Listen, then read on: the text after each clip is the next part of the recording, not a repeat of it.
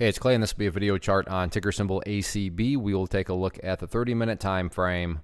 Real quick, what do I mean by 30-minute in case maybe you're new to charts? Instead of each one of these candlesticks here representing 1 day's worth of price action, which is what you would normally see, each one represents 30 minutes. So while this here may look like several days worth of time, it's actually today's price action broken down into 30-minute time slices.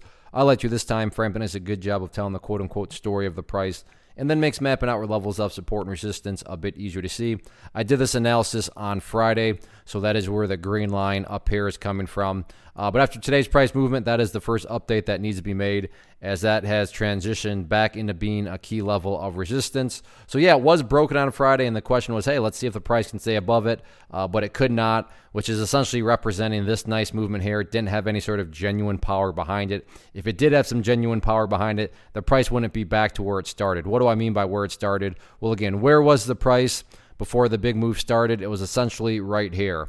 So you fast forward to today with where the price closed, and you can see that the price is potentially literally right back to where it started. So again, am I saying the price can never make another nice move again? That's not what I'm saying. I'm just saying as far as this price movement here was concerned, it just didn't have any sort of true power behind it because, like I pointed out, the price has now gone back to where it started.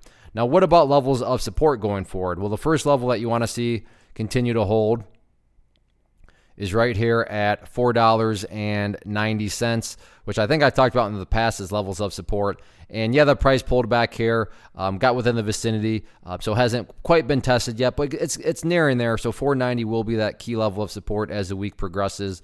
In the very short term, that level of resistance that'll need to be broken is that purple line there, which is the 50-period simple moving average. So, before you technically start talking about doing battle with 515 again up there at that red line, the bulls need to first prove themselves in the short run by getting up above the purple line there at currently valued the $5 mark. 490 is that level of support.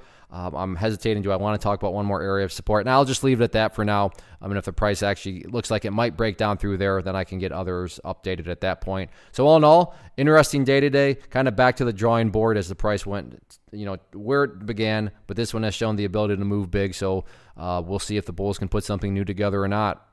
One of the biggest questions that I get is, hey Clay, how do you find the stocks that you trade? So what I've done is put together a free resource guide where I talk about the tools that I use to locate stocks that I find interesting and think may have potential. So if that sounds like something that could add value to you as a trader, then click on the image that is up on the screen right now and I will email you the guide. The guide itself is very short and to the point, and best part, it's completely free.